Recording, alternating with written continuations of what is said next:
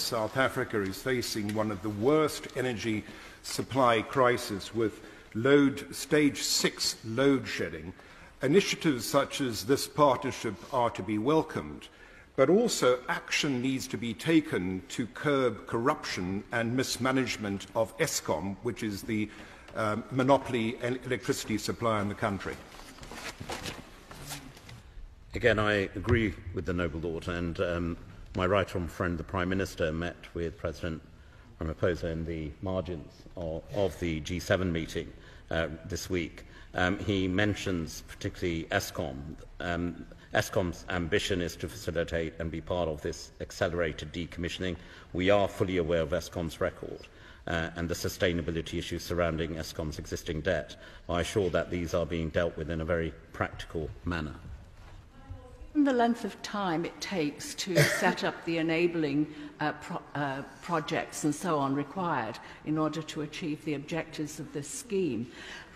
Is the government talking to partners and other appropriate third world countries, having early discussions about how such partnerships can be set up as soon as possible, or is the government waiting for COP27?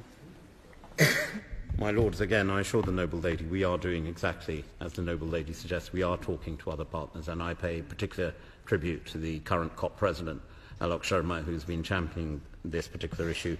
But in recent weeks, I've also had the opportunity to visit Egypt as part of my portfolio. But the discussions with Foreign Minister Shukri, who's the next president of the COP27, centred around how we can take our learnings, experiences, including new innovative structures, to make sure that these can be practically applied in Egypt as well.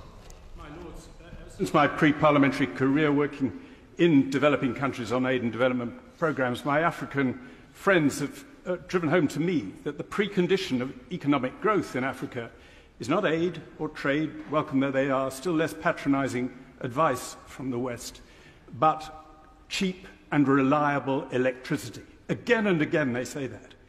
If they have the opportunity of investing in renewables, and it's cheapest when backed up with other electricity from hydro or fossil fuels to provide a reliability when the sun doesn't shine or the wind doesn't blow, they will choose it without any advice from us. But isn't it hypocritical and damaging of us to cut off finance for them if they want cheaper fossil-based electricity?